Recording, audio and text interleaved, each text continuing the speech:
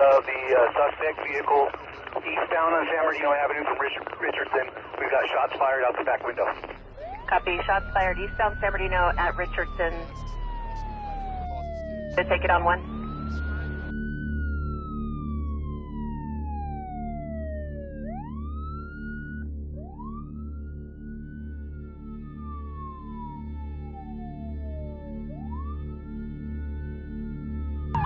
We still got all this stuff going on. Oh, they're after somebody. Oh.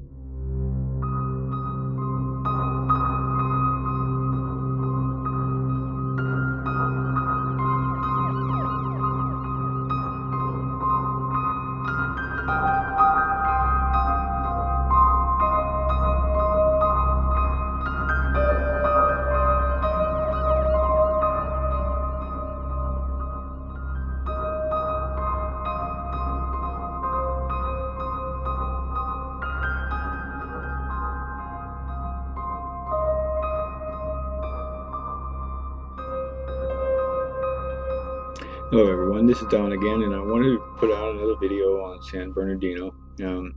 Thank you for those who have subscribed to my channel. I apologize, I have been gone for a little while. There's some things with work that I needed to address and stay up on. I do some creative works in Christian film, and I had diverted my attention away from that for a while, and I really needed to catch up. Something I feel like I need to get done before September of this year. So, and a lot of the news has just been on repeat for the last month regarding the whole narrative of San Bernardino, and it's been baked thoroughly into the public conscious now, but not for me. And I'm going to bring out a couple of things in this video, but before I do that, I know sometimes I'm a little long-winded. I apologize for those who want something short and sweet, but there are a lot of details that I need to address here. So if you can't stay tuned, please at least go to this website. It's called Stand United. I'll put a link below, and it is for this petition that I've begun. And what I'd like to do is get as many signatures as possible for the footage, the dash cam and body cam footage of any officers involved with San Bernardino to be released to the public. In this petition, I outlined how the narrative has been put forth and how there's a lot of facts that are still being questioned by the public. the media is failing to address them, and the government is moving forward with their plans to take us into war with more troops on the ground in the Mideast. And I believe that this incident, being such involving so many members of the public, needs a thorough delineation of the facts surrounding this case. Okay, so please go to this website. It doesn't take anything. You just put your name and email, sign the petition, and we'll see if we can generate enough interest to cause them to address this issue of releasing the actual footage, especially somebody in particular that I want to highlight right now. It's Sergeant Andy Capps. Here he is. I'm going to go into a little interview that was done, a puff piece that came out last Friday on CNN, and the interviewer, she's a delightful personality on CNN. She does a lot of great foreign correspondence and also these little puff pieces on Friday afternoons to inspiring stories of officers going above and beyond the call of duty. So she has selected Sergeant Andy Capps, who was involved as the lead vehicle in the heroic pursuit of the evil terrorists, because when I did a Google search for it the day after I read it, which would have been yesterday, Saturday, the title of the video was right here, and so I clicked on it because I wanted to see what his thoughts were. I know that Mark Levin is a strong promoter of the police and has written books and many articles about it. He's a very entertaining talk show host because he loves to lower his voice, get the audience to draw into the speakers, and then blast them with his rhetorics about what he believes to be the truth. Well, for some reason, Mark has somehow lost this link, lost this, and all of his different menu items here. I've gone through and I've tried to find this article that he had linked to, and he had obviously made some comments about, but for some reason, he just, it has disappeared. I can only surmise that maybe he found that this little puff piece by CNN journalist Young Law may have had some issues with credibility, and he didn't want to be associated with it. So here's the article: Gunfire, a text and a tear, hero behind the San Bernardino shootout. So let's just go ahead and take it from the top and listen to how this journalist interviews a hero.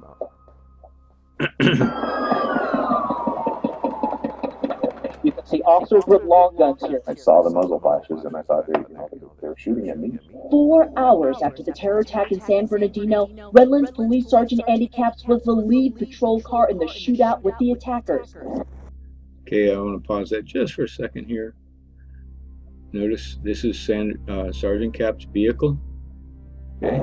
Sergeant Capps had spent 513. Capps was the lead patrol car in the There it is. You have to see a little bit closer there, but it's number 513. That's Sergeant Andy Capps, and he will describe in this narrative how he exited his vehicle under heavy gunfire. He waited for a lull in the firing, jumped out, and ran around to the right rear taillight and took position to fire upon the evil terrorists Tashfim and Saeed. Shootout with the attackers. Sergeant Capps had spent most of his day chasing down false leads until an undercover officer waved in Capps' marked car to pursue the black SUV. I was able to get in behind them. I saw them putting on what I believe to be ballistic or bulletproof vests. They started shooting. The back window of their vehicle just shattered. Capps' SUV, just feet away from ISIS sympathizers Tashfim Malik and Syed Rizwan Farouk. I grabbed that rifle. I ran as fast as I could. I just kind of scrambled from the door to the back of the car. Sergeant Capps crouched at the corner of his SUV as other officers ran up. We got officers running here, back eastbound, chasing now on foot. 24 years a cop, Capps had never shot his weapon on the job before. No fear. No fear. Even as Farouk got out of his SUV, firing. This was a very, very graphic shootout here. During this fight, I heard off to my left, somebody yell, "An officer's down, officer's down." San Bernardino police officer Nicholas Kawahu took a bullet to the leg. I've seen footage from the helicopters of those officers running up to my vehicle with bullets flying by them, running up to get in and help. Unbelievable. The two terrorists who had murdered 14 innocent people in San Bernardino died in the 5-minute shootout. When it was over, Sergeant Capps realized no cop had died that day. Tell me about the This is where it gets really amazing. text you got on your phone. This is hard to talk about.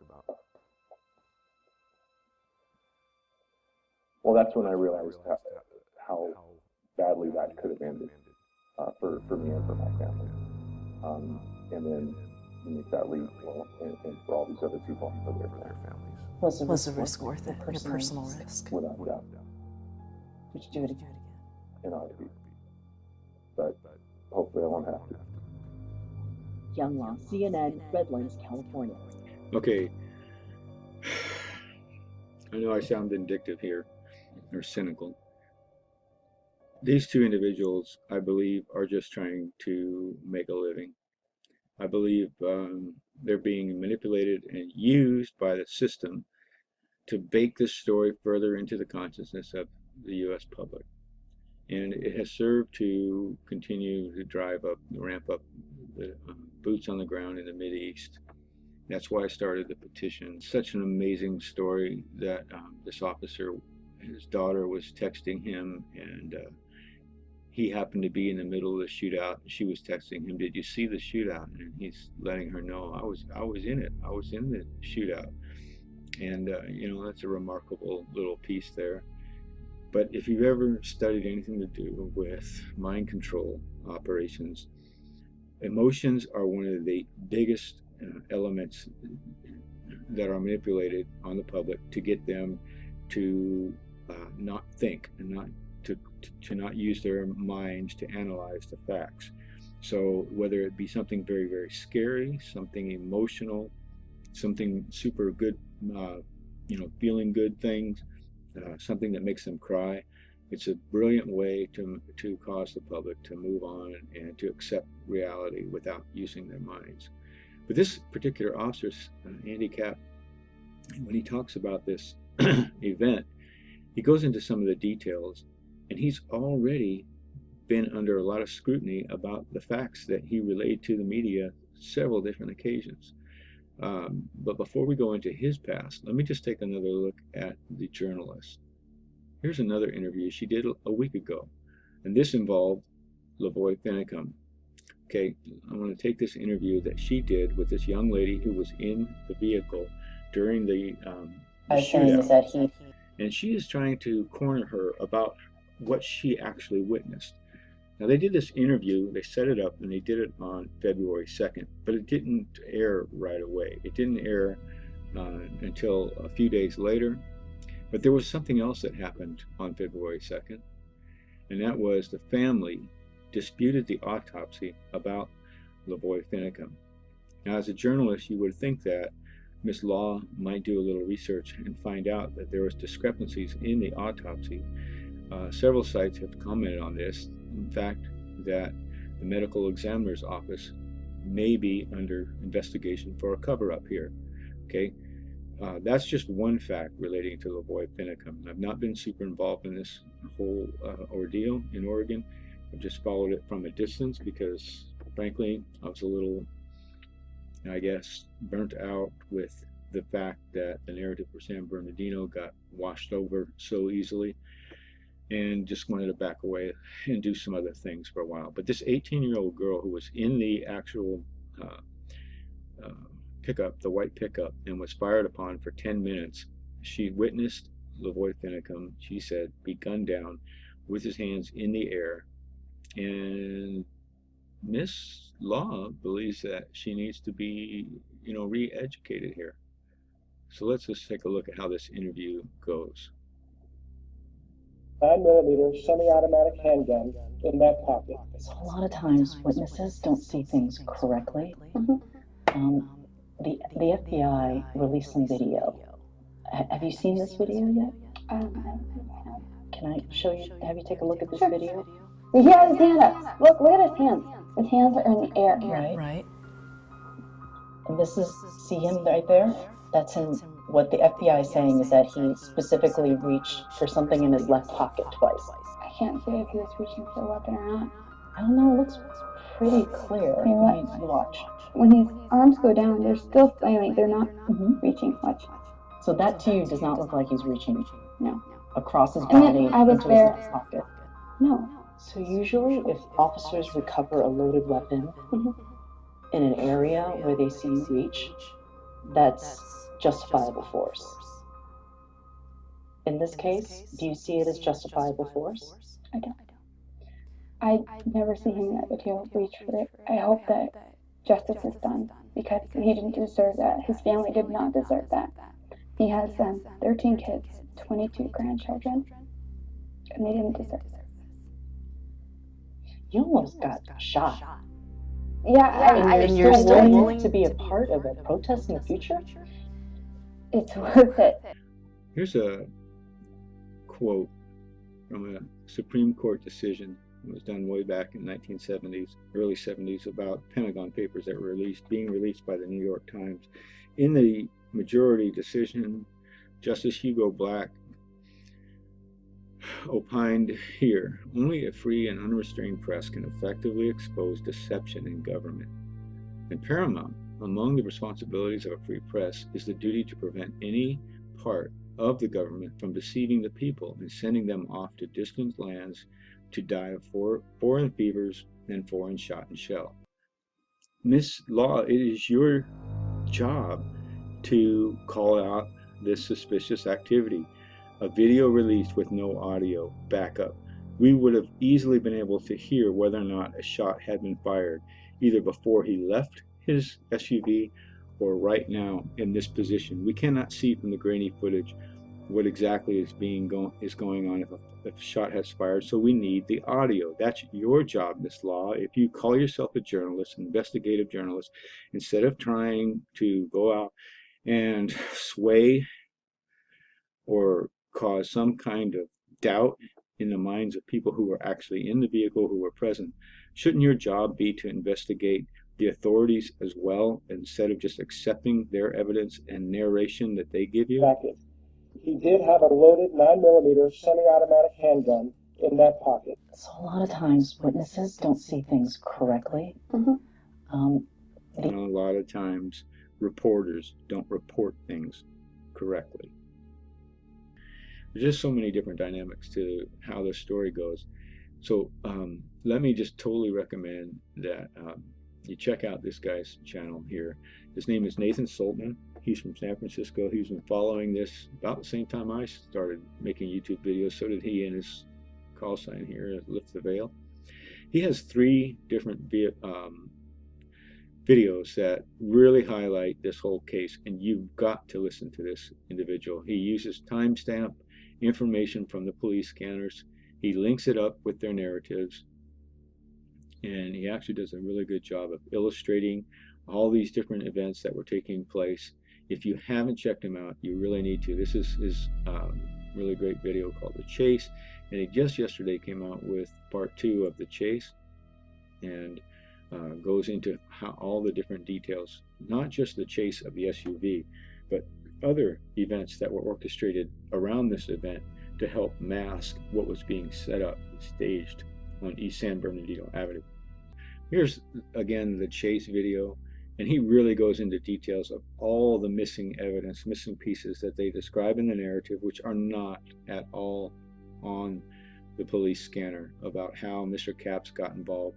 The multiple stories of Mr. Capps getting involved here, Mr. Capps getting pulled in from a stolen vehicle incident over here, how he goes down Tippecanoe Avenue, follows the vehicle, reports that he sees the back window being shattered here before he ever gets to San Bernardino Avenue.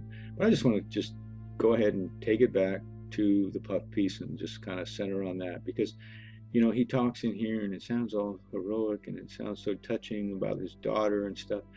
But remember how Miss Law basically, you know, got into it with the gal. Oh, there he is, Mr. Capps, way back here. He was the one who supposedly identified the couple changing their armor, switching guns around. He's not even anywhere close to the vehicle. And you've put this on your own site. Do you think that sometimes journalists don't see what they don't want to see? Miss Law? Do you think this is why perhaps Mark Levin, who is a big fan of police across the country, couldn't use your own piece on his website? Let's take it from Fox. They did a brilliant job of editing in the muzzle flash. Unfortunately, it was out of sequence with the sound of the gunshot and also the smoke that it apparently emitted. They were in complete reverse. Whoever's editing at Fox, here's just a little secret. Muzzle flash, then sound, because light travels faster than sound, remember that, and then the smoke, not the complete reverse. He was right there. Here comes the video. Take a look. It's the first time it's been seen anywhere. All this part of San Bernardino, this is what's going on. We still got all this stuff going on. Oh, there's Sergeant Capps. Oh, wait a minute. He changed cars. That's not Sergeant Capps following so closely, and supposedly he's being shot at out the back window. Oh, that's so dangerous. That's so dangerous. How could he be so close? That's not even really his car, though. How did he switch cars? He's a miracle worker. He's not just a super cop. Oh, they're after somebody. Let's see. Oh, now there's gunfire out the back. Oh, this has got to be dangerous. And what's going to happen next? Okay, you didn't see Sergeant Capps anywhere near it. The first three vehicles were standard police vehicles. Oh, something's going on. There goes the dangerous, evil terrorist in their SUV. Something's going on. Okay, the cameraman is shaky here. Let's see if we can find Sergeant Capps. Where's Sergeant Capps? He must be close. He must be close. Where is Sergeant Capps? Gun. Oh, there's Sergeant Capps, finally into the scene here. Trailing way, probably about 200 yards behind all the activity. But he's going to go up and rescue everybody. Right? Gunshots. Right, see you later, Sergeant Capps. Remember, you're the patsy that needs to go out to the media and explain everything so that Americans can feel good about sending their young men and women off to war. I'll tell you what, I'll back down. Prove me wrong. Why don't you just go ahead and release all the footage? Just tell us if we can trust you.